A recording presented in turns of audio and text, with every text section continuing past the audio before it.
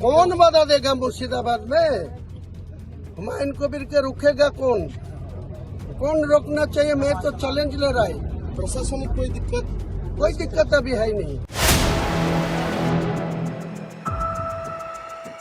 हुमायूं कबीर जो लगातार कह रहे हैं कि वो 6 दिसंबर यानी कल बाबरी मस्जिद की नींव रखेंगे, उनके ऐसे बयानों को देखते हुए ममता बनर्जी ने उनको पार्टी से बाहर कर दिया है। जी हां, हुमायूं कबीर पर शंकराचार्य अवी मुक्तेश्वर आनंद का बड़ा बयान सामने आया है।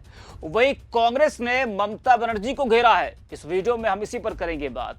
नमस्कार, 4 PM पर आप सभी का स्वागत है। दोस्तों, आज बात करेंगे बंगाल की सियासत में मचे घमासान की, जहां हुमायूं कबीर, बाबरी मस्जिद और आने वाले चुनाव तीनों मिलकर बड़ा विवाद पैदा कर रहे हैं। हुमायूं कबीर ने 6 दिसंबर को बाबरी मस्जिद की नींव रखने की बात कही है, यानी कल, और इसी बयान के बाद ममता बनर्जी ने उन्हें टीएमसी से बाहर कर दिया है। जी हां, अब कबीर खुलकर ममता बनर्जी पर हमलावर हैं और नई पार्टी बनाने की वो बात कह रहे हैं। चुनाव नजदीक है, इसलिए इस पूरे मामले ने बंगाल की राजनीति का तापमान और भी बढ़ा दिया है। क्या यह विवाद चुनावी माहौल बदल देगा? आगामी समय में 2 महत्वपूर्ण राज्यों पश्चिम बंगाल और उत्तर प्रदेश में चुनाव होने हैं, जिसको देखते हुए प्रदेश की सियासत गरमाई हुई है। बंगाल में 2026 और उत्तर प्रदेश में 2027 में विधानसभा का चुनाव है। ऐसे में राजनीतिक दलों के बीच बयानबाजी, आरोप प्रत्यारोप और नए पुराने विवादों को उठाने का दौर शुरू हो गया है। इसी माहौल में बंगाल के विधायक हुमायूं कबीर का बाबरी मस्जिद को लेकर दिए जा रहे बयान राष्ट्रीय राजनीति में चर्चा का विषय बना हुआ है। हुमायूं कबीर जो कुछ दिन पहले तक टीएमसी विधायक कहलाए जा रहे थे, लेकिन अब वो पूर्व टीएमसी नेता हो चुके हैं, हालांकि विधायक हैं वो इन दिनों खुलकर कह रहे हैं कि वे 6 दिसंबर को यानी कल बाबरी मस्जिद की नींव रखेंगे। चाहे उसके लिए किसी को कितना भी विरोध क्यों ना करना पड़े, वो नींव रखकर ही रहेंगे। उनके इस बयान ने बंगाल ही नहीं बल्कि पूरे देश की राजनीति में हलचल मचा दी है। जी हाँ, 2019 में सुप्रीम कोर्ट के फैसले के बाद अयोध्या में राम मंदिर बना। यूपी में यह मुद्दा काफी हद तक शांत हो गया, लेकिन बंगाल में उठाए जा रहे इस मुद्दे को लेकर फिर से मंदिर मस्जिद की राजनीति को हवा मिलती दिख रही है। अभी हाल ही में गुजरात में रक्षा मंत्री राजनाथ सिंह ने एक बड़ा बयान दिया था कि नेहरू सरकारी पैसों से बाबरी मस्जिद बनवाना चाहते थे, लेकिन सरदार वल्लभ भाई पटेल ने ऐसा होने नहीं दिया। रक्षा मंत्री के उस बयान पर भी जमकर बवाल हुआ, लेकिन हुमायूं कबीर लगातार बाबरी को लेकर बयान दे रहे हैं। अब तो ममता के खिलाफ भी वो बिगुल फूंक चुके हैं।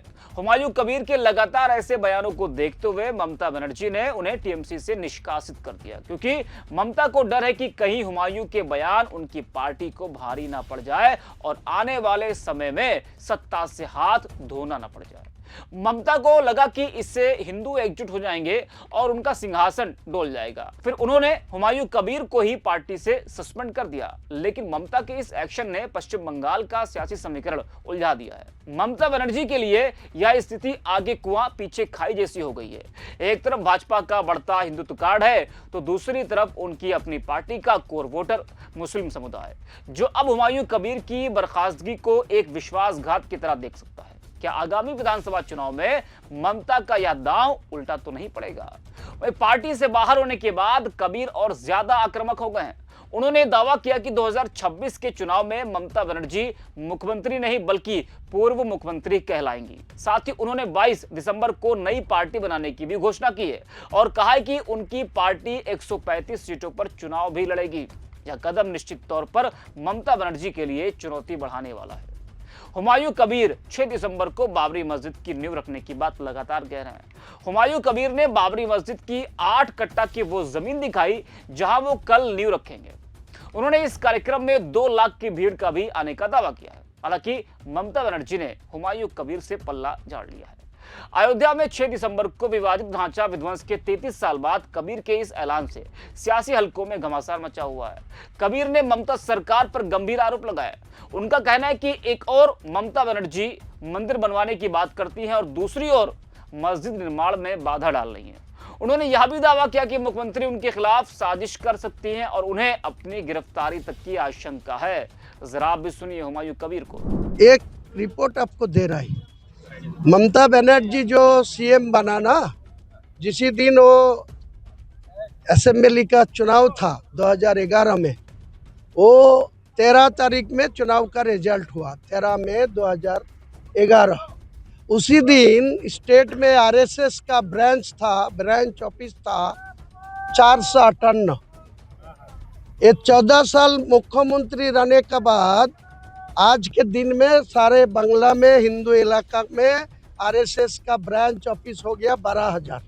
इसीलिए अब मालूम पड़ा कि मुख्यमंत्री किसके लिए काम कर रहा है, किसके लिए इतना डेवलपमेंट कर रहा है। थोड़ा दूसरा है, वो जो सरकारी कोषागार से पैसा खर्चा करके जगन्नाथ किसने बनाया? ममता बनर्जी बनाया, 250 करोड़ रुपए खर्चा करके। फिर वो परसों एक वीसी था, वीसी में मैं भी था, वो बुक गर्भो करके बोल रहा है जो सागर मेला है उनके 1700 कोटी टका टेंडर भी कर दिया। न्यू टाउन में 41 बीघा जाएगा जमीन, जो जमीन का आज का दिन में बाजार मिल रहा है 1100 करोड़ रुपया, वो भी एक मंदिर बनाने के लिए दे दिया। तो नई मस्जिद बनाएगी, इनका गुस्सा क्यों है? इनका बॉबी हकीम वो तो हिंदू है, वो बिहारी है, वो गोवा से जन्म लिया, उनका पिताजी गोवा से यहाँ आया, वो कलकत्ता का मेयर बना के रखा, वो गुड़बाग बना के रखा। वो क्या बोलेगी क्या नहीं बोलेगी वो मेरा कोई सोचने का कोई जरूरत नहीं है। मेरा क्या जरूरत है कितना को जन्म बोलने का? मैं इसलिए छोड़ के बोला नीम रखने के लिए, बोला नीम रखेंगे, सारा चीज अब बाद में खुलासा होगी। 25 बीघा जमीन के ऊपर इस्लामिक हॉस्पिटल होगी, मुसाफिर खाना होगी, होटल कम रेस्टोरेंट होगी, हेलीपैड बनेगी, पार्क बनेगी, मेडिकल कॉलेज भी बनेगी। वेट कर लीजिए ना, वेट कर लीजिए, थोड़ा समय दीजिए, कोई चिंता मत कीजिए।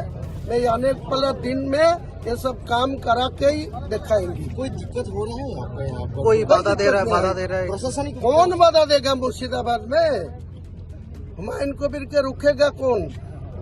कौन रोकना चाहिए? मैं तो चैलेंज ले रहा है। प्रशासनिक कोई दिक्कत अभी है नहीं। तो सुना आपने किस तरह से हुमायूं कबीर पीछे हटने को तैयार नहीं है। जी हाँ, ममता के समर्थक इसे राजनीतिक साजिश बताते हुए कह रहे हैं कि हुमायूं कबीर भाजपा के इशारे पर काम कर रहे हैं ताकि चुनाव से पहले बंगाल में ध्रुवीकरण बढ़ाया जा सके। दोस्तों, हुमायूं कबीर कोई साधारण विधायक नहीं है। मुर्शिदाबाद की राजनीति में उनकी हैसियत एक मास लीडर की है। उनका करियर कांग्रेस से शुरू हुआ, वे मंत्री बने, फिर टीएमसी में आए, बीच में 2019 में भाजपा में गए और फिर वापस टीएमसी में लौट आए। इतनी बार पाला बदलने के बावजूद उनकी निजी लोकप्रियता खासकर भारतपुर और रेजी नगर इलाके में कभी कम नहीं हुई। वही कांग्रेस नेता अधीर रंजन चौधरी ने हुमायूं कबीर के निलंबन पर कहा, ममता बनर्जी की पार्टी उन्हें इतने लंबे समय से शह दे रही थी और जब हालात हाथ से निकल गए तो ममता बनर्जी ने वही किया जो ममता बनर्जी सबसे अच्छा करती हैं, इस्तेमाल करो और फेंको। अब बाबरी मस्जिद का मामला इतने लंबे समय से चल रहा है लेकिन ममता बनर्जी ने कोई टिप्पणी नहीं की। अब जब उन्हें लगा कि मामला हाथ से निकल रहा है तो उन्होंने उन्हें निलंबित करके मामले की लीपापोती करने की सोची। उन्होंने हुमायूं कबीर को निकाला नहीं, उन्हें पहले भी सस्पेंड किया गया था लेकिन उन्हें फिर से बहाल भी किया गया था, इसलिए इसका कोई मतलब नहीं बनता। जरा आप भी सुनिए अधीर को। क्या बताएं, ये सारे हवा में बात होती है ना, और देखने का चीज़ ये होते हैं कि ममता बनर्जी की पार्टी इतना दिन से उनका हवा देते रही। जब ये हाथ से निकलने की स्थिति पैदा हो गई,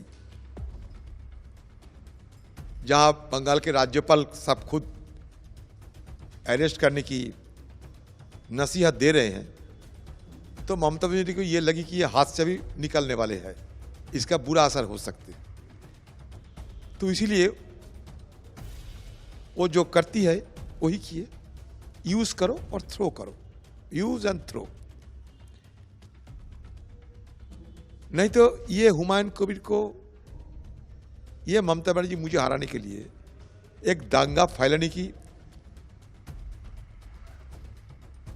साजिश किए थे, और दंगा होने के बाद यही व्यक्ति ने मीडिया में आकर खुलकर ये डराते रहे कि मुर्शिदाबाद को 70% मुसलमान है, 30% हिंदू है, अगर हम चाहे तो सारे हिंदू को मार के गंगा नदी में बहा सकते हैं। उस समय ममता बनर्जी निंदा नहीं की, आपत्ति नहीं जताई, बल्कि चुनाव आयोग ने आपत्ति जताई और इसके संज्ञान में लिए थे। तो इतने दिनों से बाबरी चल रहे हैं, बाबरी मस्जिद। ममता बनर्जी आज तक कोई टिप्पणी नहीं की, हाँ या ना कुछ नहीं कही। लेकिन जब उनको लगे कि हाथ से निकलने वाला है तो लिपापोती करने की कोशिश किए गए। लिपापोती कैसे? वो अभी ये कह रही है कि ये सस्पेंड, बर्खास्त नहीं, पिछले कई दफे इनको सस्पेंड किए गए थे, फिर पुनर्बहाल भी हो गए थे। तो बहाली होने में भी समय नहीं लगते जब तक मुख्यमंत्री जी जैसी बहुरूपी पॉलिटिशियन बंगाल की सत्ता में रहेंगे। तो इसका कोई मायना ना कांग्रेस पार्टी की और साथ साथ ना हमारे डिस्ट्रिक्ट की कोई आम लोगों की, इसका कोई मायना नहीं रहते। ये होते हैं सिंपली मीडिया ब्लोटेड लीडर बने गए। ये लीडर मीडिया ने बनाए और मीडिया 2-3 दिन के बाद मीडिया हट जाएगी, आपसे आप वो गिर जाएगी। तो देखा और सुना आपने। यह भी सच है कि मंदिर मस्जिद का मुद्दा कुछ नेताओं के लिए राजनीतिक लाभ का साधन बन चुका है, जबकि असलियत यह है कि देश की आम जनता अब रोजगार, शिक्षा, महंगाई, स्वास्थ्य जैसी बुनियादी समस्याओं पर चर्चा चाहती है। लोग चाहते हैं कि नेताओं की राजनीति धार्मिक टकराव पैदा करने के बजाय विकास और रोजमर्रा की मुश्किलों के समाधान पर केंद्रित हो। बंगाल और यूपी दोनों बड़े और राजनीतिक रूप से महत्वपूर्ण राज्य हैं। अगले चुनावों में किस दिशा में जाते हैं यह आने वाला समय ही बताएगा, परंतु यह स्पष्ट है कि चुनाव नजदीक आते ही कुछ दल फिर से धार्मिक मुद्दों को हवा देकर वोट बैंक संभालने की कोशिश में जुट चुके हैं। देश की लोकतांत्रिक व्यवस्था के लिए यह जरूरी है कि मतदाता भावनाओं से नहीं बल्कि ठोस मुद्दों के आधार पर निर्णय ले, तभी देश में वास्तविक विकास संभव होगा। तो इस वीडियो में इतना ही। अब देखते रहिए 4 PM।